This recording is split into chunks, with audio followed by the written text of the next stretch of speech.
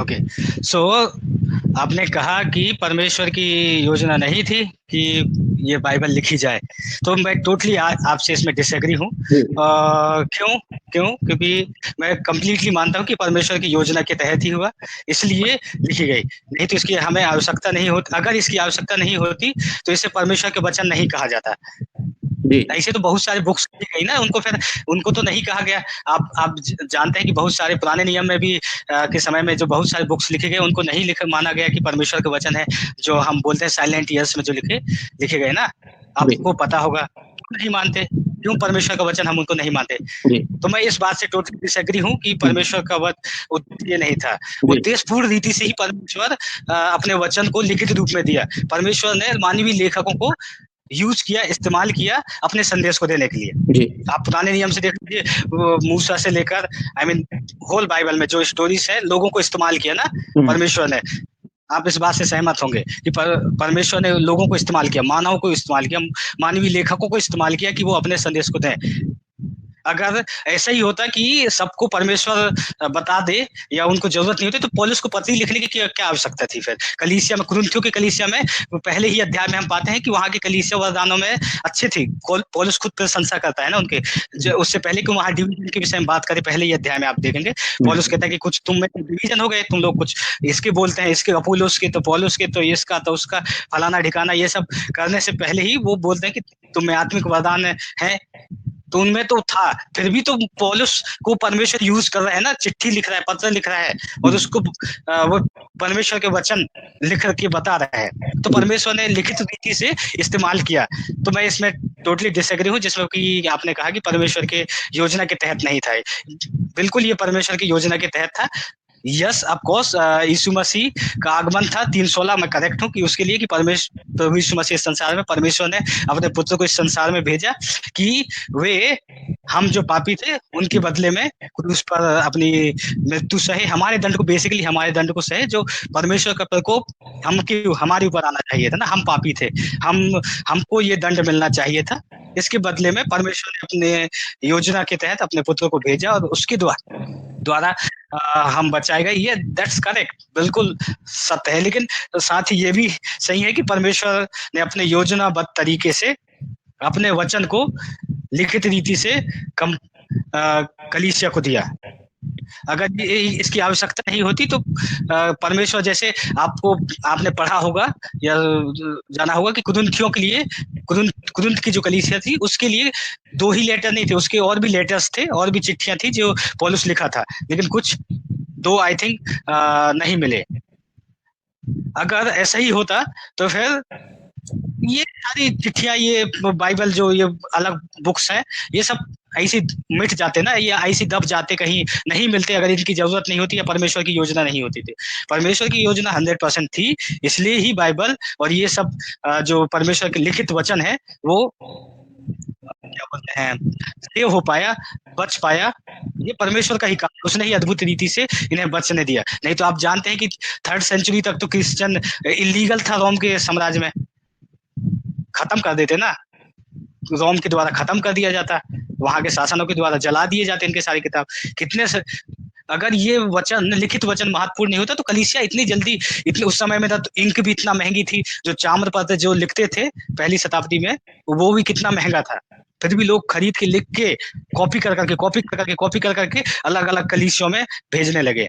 जी। क्यों? अगर ये परमेश्वर की योजना के बद्ध योजना के तहत नहीं होता तो फिर क्यों क्यों ये इतना आवश्यक था? क्यों कलीसिया को इतनी, पहली शताब्दी कलीसिया या 2nd सेंचुरी या उस समय की कलीसियाओं को, लोकल चर्चेस को क्यों इतनी पड़ी थी कि वो उसी संदेश को लिख लिख के भेजें? तभी तो हमारे पास बहुत सारे मैन्युस्क्रिप्ट है ना। यही तो हमें क्रिश्चियनिटी को भिन्न बनाती है बाकी अलग चीजों, यही तो हमको सबूत देती है कि हाँ, बाइबल ट्रू है, सच्चा है, ये परमेश्वर का वचन है। इसलिए तो हम कह सकते हैं दावे के साथ ना, ये 3-3 महाद्वीपों में लिखा गया, अलग अलग समय में लिखा गया, लेकिन एक भी विरोधाभास हम बाइबल में नहीं पाते। अलग अलग लेखकों के द्वारा लिखा गया, फिर भी हम विरोधाभास नहीं पाते, कॉन्ट्राडिक्शन नहीं पाते बाइबल में। ये टोटली परमेश्वर का ही काम है ना। नहीं तो कितने वर्षों पूर्व मूसा का लिखा हुआ बात से प्रकाशित वाक्य में लिखा हुआ बात, या बीच में जितने भी बुक्स हैं उनमें लिखी गई बातें एक दूसरे से विरोधाभास नहीं करते, कॉन्ट्राडिक्ट नहीं करते। ये कैसे संभव है? जब तक कि परमेश्वर का हाथ ना हो। तो brother, with the respect, I would be disagree with that it was not the God's plan. Bible was 100% God's plan. Okay okay, I agree. मैं ये नहीं कह रहा कि बाइबल लिखने के पीछे परमेश्वर का प्लान नहीं था, लेकिन अगर कोई ये कहेगा कि बाइबल लिखना ही परमेश्वर का प्लान था तो वो गलत है। क्यों मैं बता रहा हूँ, कोई बाइबल खुद लिखने के पीछे जी आई थिंक कोई ये नहीं कहता कि परमेश्वर का only plan was that Bible should be written. नहीं, आई थिंक कोई नहीं कहता है। फिर इसका मतलब क्या है कि जैसे कि आप बोल रहे हो, जैसे कि ये जो आइडिया है सीजनिस्ट, ये क्यों बोलते हैं कि ये जो वरदान है वो बाइबल लिखने के लिए दिया गया था? तो आप मुझे बताइए ऐसा क्यों है? ओके, तो वो वरदान बाइबल लिखने के लिए ही नहीं दिया गया था। अब पहले ही मैंने स्पष्ट कर दिया था कि कलीसिया की उन्नति के लिए, लेकिन ये भी उसमें आता है कलीसिया बाइबल लिखी क्यों गई थी? कलीसिया की उन्नति के लिए। पौलुस ने पत्र क्यों लिखा? कलीसिया की उन्नति के लिए। मानते हैं अपना परमेश्वर ने वचन, परमेश्वर की प्रेरणा से, आत्मा से, पौलुस स्वयं कहता है बाइबल में कि संपूर्ण पवित्र शास्त्र परमेश्वर की प्रेरणा से रची गई है ना, परमेश्वर की आत्मा की प्रेरणा से रची गई। कोई दो मत नहीं है, दो मत, इसमें कोई भी कंफ्यूजन न भ्रम नहीं है कि ये परमेश्वर का वचन नहीं है। तो हम सब वरदान दिए किस लिए गए थे? कलीसिया की उन्नति के लिए, ठीक है। और बाइबल से क्या होता है? कलीसिया की आत्मिक उन्नति।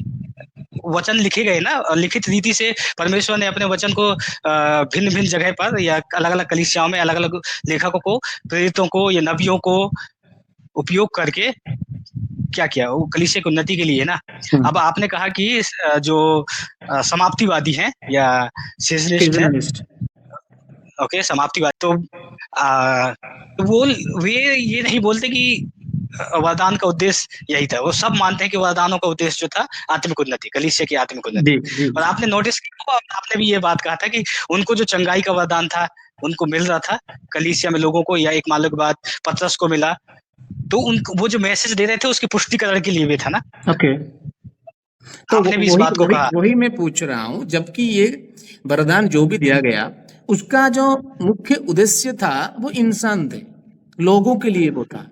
वो कभी भी एक किताब के लिए नहीं था। मेरा बोलने का मतलब ये, वो इंसान के उद्धार के लिए था कि जब हम किसी को सुसमाचार सुनाते हैं, ताकि उन्होंने जो सुसमाचार सुन रहा है वो सुसमाचार परमेश्वर से है, इस चीज के लिए ये वरदान दिया गया था, ताकि with the power, with the manifestation ये लोग इसको एग्जीक्यूट करेंगे। तो क्या होगा, जो सुन रहा है सुसमाचार उनको लगेगा हाँ ये चीज सही में परमेश्वर से है, तो वो कन्विक्शन के लिए ये दिया गया था। तो मेरा बोलने का मतलब ये है कि जो उसका प्राइमरी जो उद्देश्य था वो पीपल थे, लोग थे, लोगों की उद्धार के लिए दिया है कि नहीं? तो लोगों का उद्धार अभी खत्म नहीं हुआ, लोगों का उद्धार खत्म नहीं हुआ। आज भी करोड़ों लोग हैं, आज भी बहुतों के पास जाना है, आज भी बहुत सारे लोग यीशु मसीह के बगैर मर रहे हैं। तो today also it is 100% necessary. तो how can this be that people can say वो बंद हो गया, वो आज नहीं है, ये कैसे हो सकता है? How can? तो आपने कहा कि आप भी उस बात से सहमत हुए, मैं भी, कि संदेश, जो मैसेज वो दे रहे थे उसके पुष्टिकरण के लिए ये सब जो चंगाई का वरदान, ये सब मैनिफेस्टेशन हो रहे थे ना, प्रकटीकरण हो रहे थे। आपने भी ये कहा, मैं भी कहा। तो यही बात तो हम कह रहे हैं कि संदेश के पुष्टिकरण के लिए जो संदेश जो कलीसिया को मिलनी चाहिए थी, कलीसिया की उन्नति के लिए, कलीसिया के लिए संदेश जिसके द्वारा लोग उद्धार पा सकते हैं, संदेश ना, वही तो हम कह रहे हैं कि वो संदेश कंप्लीट हो गया। रेवलेशन तक, प्रकाशित वाक्य तक के संदेश कंप्लीट है। अब हमारे पास बाइबल है जो ऑलरेडी पुष्टि हो, बाइबल ये प्रूफ हो गया कि नहीं कि परमेश्वर का वचन है, परमेश्वर की ओर से संदेश है। बाइबल कंप्लीटली 100% प्रूफ है कि नहीं, पुष्टि हो गई कि नहीं? हो गई ना। आप मानते हैं पुष्टि हो गई, बाइबल तो 100% परमेश्वर का वचन है, इसकी पुष्टि हो गई कि नहीं? मैं पूछ रहा हूँ, संदेश का मतलब मैं ये नहीं कह रहा Bible, I am not talking about Bible here, Bible के बारे में बात नहीं कर रहा। उस समय जो एपोस्टल्स थे, उस समय जो एपोस्टल्स थे, उन्होंने जब जाके सुसमाचार प्रचार कर रहे थे, अब वो कलीसिया को तो प्रचार नहीं कर रहे थे, वो जाके अन्य जाति के लोगों के बीच में प्रचार कर रहे थे। तो उस समय में क्या होता था, there were so many gods, there were so many gods and people, लोगों का अलग अलग उनका अलग अलग देवताओं के ऊपर उनका भरोसा था। तो ये लोग जब जाके यीशु मसीह के बारे में प्रचार कर रहे हैं, यीशु मसीह के बारे में सुसमाचार प्रचार कर रहे हैं, तो वहां पे कुछ ऐसा कन्विक्शन देना जरूरी था, इसलिए ये वरदान वहां पे दिया गया। तो इस चीज में मैं एग्री यस हूँ, और वही चीज मैं आज भी कह रहा हूँ। आज ये कलीसिया के लिए जरूरी है, मैं बोल रहा हूँ, क्योंकि आज की अगर आप कलीसिया के देखोगे, कलीसिया की हालत आज भी वैसा ही है।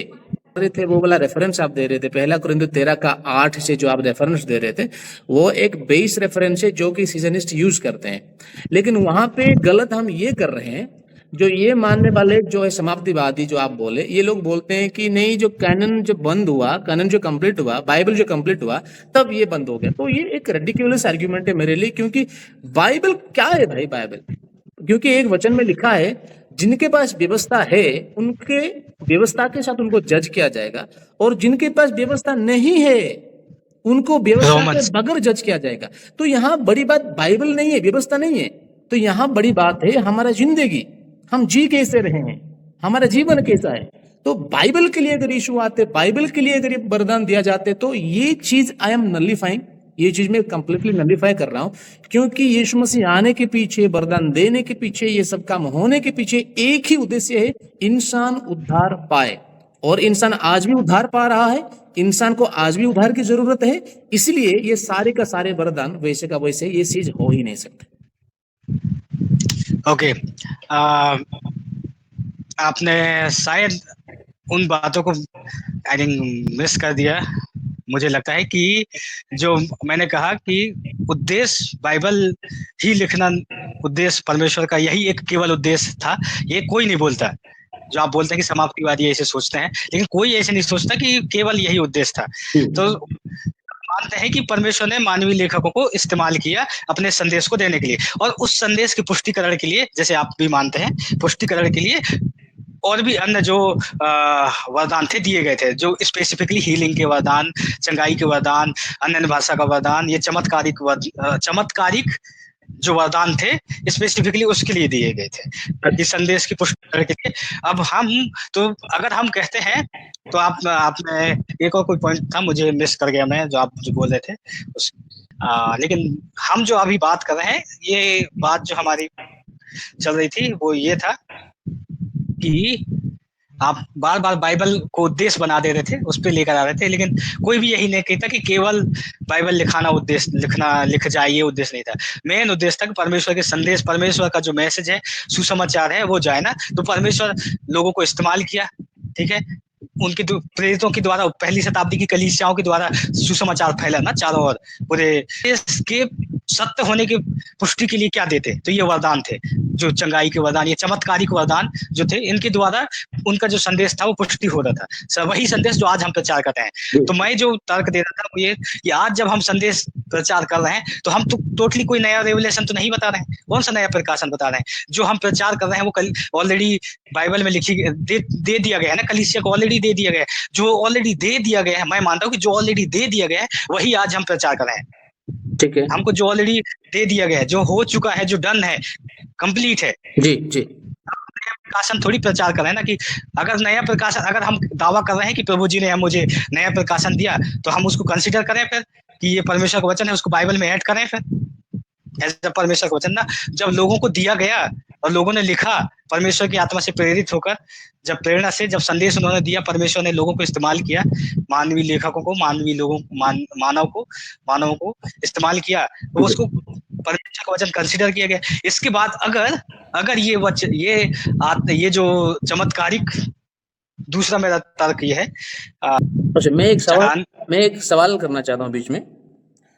अच्छा, एनीवे मैं भूल गया क्या बोल रहा था, क्योंकि टाइम देखने के चक्कर में। ठीक है, मैं तो एक छोटा सा, अगर आप प्रश्न पूछिए, लेकिन उससे पहले मैं ये कह रहा था कि हम आउट ऑफ रनिंग हो रहे हैं, कुछ मिनट में ये डिस्कनेक्ट हो जाएगा। इससे पहले डिस्कनेक्ट हो, हम स्वयं से डिस्कनेक्ट कर लेते हैं।